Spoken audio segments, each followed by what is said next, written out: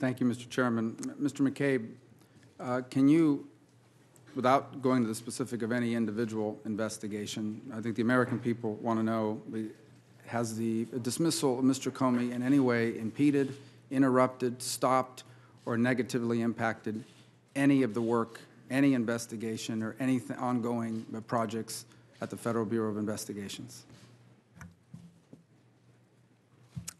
As you know, Senator, the work of the men and women of the FBI continues despite any changes in circumstance, any decisions. So there has been no effort to impede our investigation to date. Quite simply put, sir, you cannot stop the men and women of the FBI from doing the right thing, protecting the American people, and upholding the Constitution. And this is for all the members of the committee, as has been widely reported, and people know this. Kaspersky Lab software is used by not hundreds of thousands, millions of Americans. To each of our witnesses, I would just ask, would any of you be comfortable with the Kaspersky Lab software on your computers? A resounding no for me. No. No, Senator. No, sir. No, Senator. No, sir. On the Director Pompeo, on the Venezuela, which was mentioned in Director Coates's statements, as all of you are probably well aware, armed civilian groups or colectivos, these militias in the street, have been armed by the regime for purposes of defending, for lack of a better term, the regime from protesters. We all are aware of the Maduro regime's cozy relationship with Hezbollah, with the FARC, which is a designated terrorist organization, and links to narco-trafficking. Among the weapons in the stockpile, the military in Venezuela, are Igla-S, these basically Russian variant of our Stinger missiles.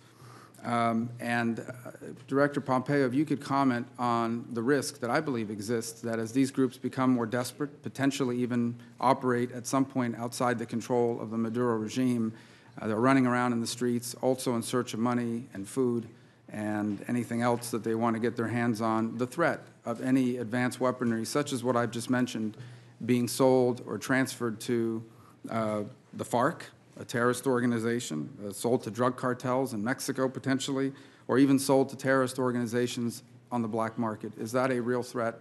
Is that something we should be cognizant of? Senator, it is a real threat.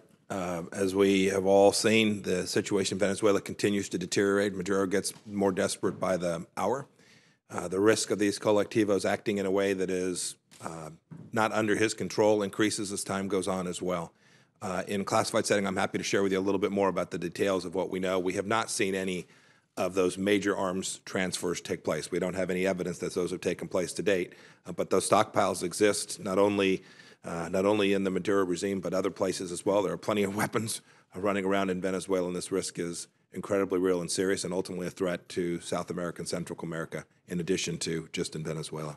Staying in the Western Hemisphere for a moment, and this potentially is also to the Director McCabe, but certainly to you, Director Pompeo, I continue to be concerned about the potential, and what I believe is the reality of a concerted effort on the part of the Cuban government to recruit and unwittingly enlist Americans, business executives, and others, even local and state political leaders, in an effort to have them influence U.S. policymaking on Cuba, and particularly the lifting of the embargo. Would this be a tactic consistent with what we have seen in the past from other nation states, including the regime in Cuba? I'll let Mr. McCabe make a comment as well, but yes, of course. Frankly, this is consistent with what we, right, this is the attempt to interfere in the United States is not limited to Russia. The Cubans have deep ties. It is in their deepest tradition to take American visitors and do their best to influence them in a way that is adverse to U.S. interests. Yes, sir. Fully agree. We share your concerns about that issue. And my final question is, on all this focus on Russia and what's happened in the past, is it the opinion of all of you, or those of you certainly all have insight on this, that even as we focus on 2016 and the efforts leading up to that election, efforts to influence policymaking here in the United States vis-a-vis the Russian interests are ongoing, that the Russians continue to use active measures, even at this moment, even on this day, to try to, through the use of multiple different ways, to influence the political debate and the decisions made in American politics, particularly as they pertain to Russia's interests around the world. In essence, these active measures is an ongoing threat, not simply something that happened in the past. Yes, sir, that's right. Senator, it's right. In some sense, though, we ought to put in context. This has been going on for a long time. There's nothing new. Only the cost has been lessened, the cost of doing it.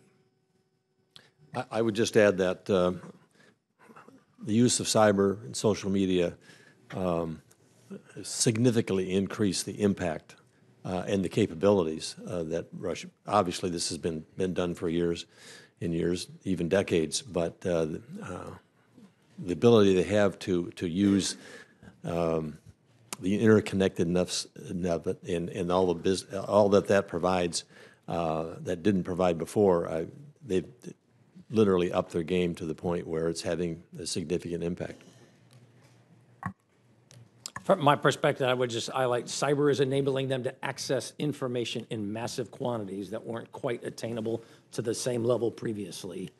And that's just another tool in their attempt to acquire information, misuse of that information, manipulation, outright lies, inaccuracies at times, but in other times actually dumping raw data, which is, as we also saw during this last presidential election cycle for us.